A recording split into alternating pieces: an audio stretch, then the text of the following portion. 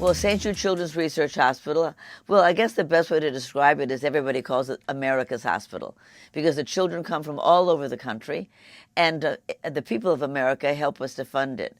You see, nobody pays at St. Jude. They don't pay for anything, not treatment or travel or housing or food. So that means we have to raise our money from the public. We have to raise 78% of our money from the public, and we're not for profit. So a lot of hospitals, most hospitals, have to only get 8% of their money from the public. So these campaigns are very important to the lifeblood of the hospital. And children come from all over the country with really, some of them come with death sentences, where other hospitals just don't know what to do. And it's not because they're a bad hospital, it's just that they're working on what they know. And we're working with what nobody knows, because we're a research center. Every child who comes to St. Jude has a scientist and a doctor. And every child also has its genome mapped. So we're treating children specifically with their gene, whatever their gene is, whatever their gene history is. That's a completely new 21st century way of treating medicine. And so what this program is, this Thanksgiving program that's in our 13th year, we're really saying to America, give thanks for the healthy kids in your life and give to those who are not.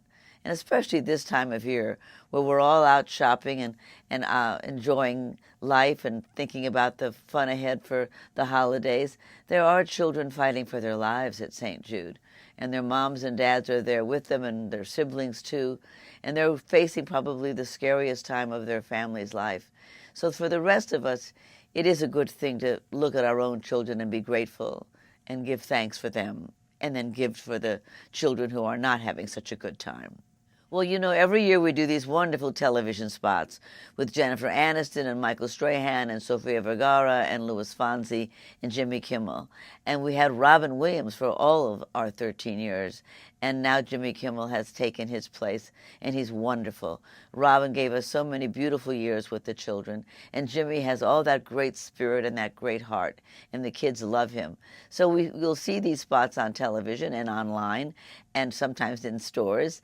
And then we also have a trailer that we have in the theaters. The theaters have been very generous to us from the beginning, showing these film versions of these great stars, talking about why St. Jude's important to this country. I think mostly is that we're really part of a global community. You know, we don't just live in our little house on our little block. We really do belong to our neighborhood and our community, and then the global community.